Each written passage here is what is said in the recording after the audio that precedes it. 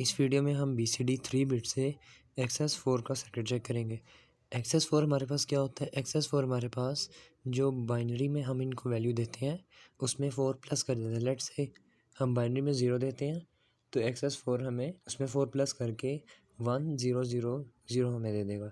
इस केस में हमारे पास एक्सेस 4 जो है वो 4 बिट के अंदर है और इसके अंदर जब हम 0 0 0 दे रहे हैं तो ये 1 0 0 आ रहा है। अब लेट्स से हम यहाँ पे 4 देते हैं तो ये हमें 8 की वैल्यू देगा जो कि है 4 बिट 1 0 0 0। इसी के साथ अगर हम यहाँ पे 111 देते हैं जो कि हमारे पास 3 बिट के अंदर 7 के बराबर होता है तो उस केस में हमारे पास यहाँ पे 1 0 1 1 आ जाएगा। इस केस में हमारे पास एक डिकोडर है जो कि है 4 to 16 बिट्स। हम इनपुट पे 4 बिट्स में से कोई वैल्यू देंगे तो हमें 16 बिट में कोई एक वैल्यू ये आउटपुट दे देगा, उसकी डिकोडिंग कर देगा। अब इसकी असेंबली कैसे हुई है? इसकी असेंबली हमने 5 मॉड्यूल्स यूज़ किए हैं। वो 5 मॉड्यूल्स हमारे पास वो अलग से डिकोडर्स थे जो कि हमारे पास 2 से 4 के डिकोडर्स थे। हमने उनको 5 दफ़ा यूज़ किया है।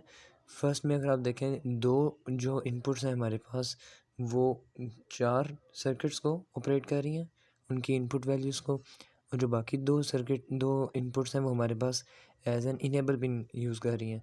जब ये इनपुट या आउटपुट होंगी तो इससे इनकी पोजीशन चेंज होगी आउटपुट वैल्यू की। और अगर ऊपर से इनकी एक सर्किट के अंदर उनकी पोजीशन इनकी चेंज होगी, मतलब कि एक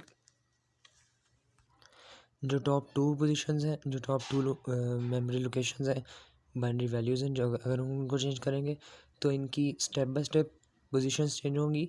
और अगर बॉटम 2 की हम वैल्यूज़ चेंज करेंगे तो इनकी एक मॉड्यूल और दूसरे मॉड्यूल टोटली 4 मॉड्यूल्स हैं तो इनका एक एक मॉड्यूल चेंज होता रहेगा। दूसरे केस में हमारे पास 5 से 32 का डिकोडर है। इसमें भी same as before 3 input values जो हैं हमें पूरे सर्किट के एज एन इनपुट ऑपरेट कर रही हैं और बाकी जो 2 वैल्यूज़ हैं वो इनेबल पिन के तौर पे यूज़ हो रही हैं। इसमें हमने एक डिकोडर यूज़ किया 2 to 4 डिकोडर और बाकी 4 डिकोडर्स हमने यूज़ किए हैं 3 to 8 डिकोडर्स। वो हमने इनकी क्वांटिटी 4 यूज़ की है और एट द एंड हमने 2 to 4 की इनेबल के लिए एंड गेट्स का यूज़ किया हुआ है।